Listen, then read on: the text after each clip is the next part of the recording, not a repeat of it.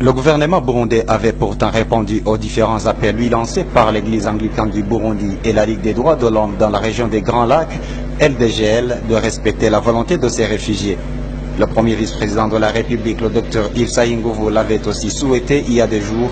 Ce mercredi, la ministre burundaise de la Solidarité nationale, qui avait fait le déplacement au camp pour réfugiés de Gihinga, avait annoncé au terme de sa visite que l'autorité administrative de la province du Sud Kivu avait accepté le rapatriement de ces réfugiés pour ce jeudi.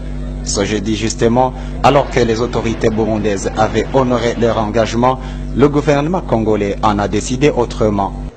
Il se trouve que les autorités congolaises n'ont pas voulu ouvrir la frontière. Ils nous ont dit qu'eux, ils ne peuvent pas les recevoir.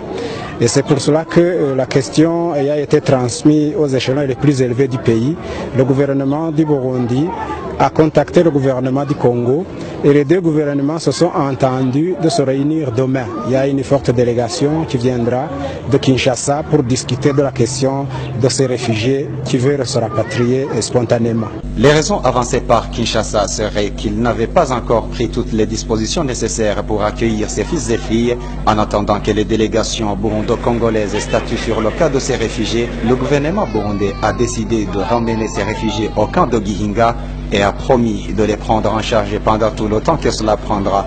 Une partie de ces réfugiés seront logés dans les salles de classe, la plupart de leurs maisonnettes ayant été détruites.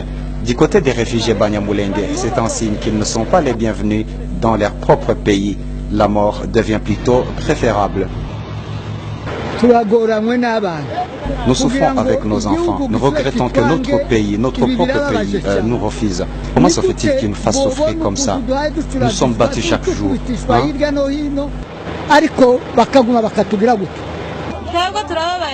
Nous préférons d'ailleurs mourir ici, car ce que nous voulons maintenant, c'est la mort.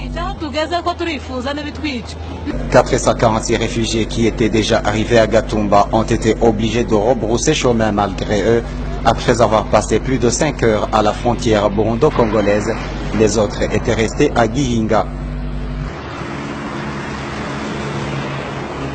Même les Congolais qui ne sont pas des réfugiés qui en provenance de Bujumbura qui devaient se rendre au Congo n'ont pas pu traverser leurs frontières. La République démocratique du Congo ayant refusé d'ouvrir la frontière, le Burundi sera par après obligé de fermer sa frontière.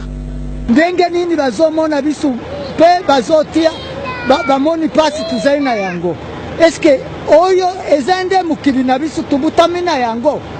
Batu bamoni ndenge tuzaina pasi na mukili oyo abatu. Nabango babuyili bisu.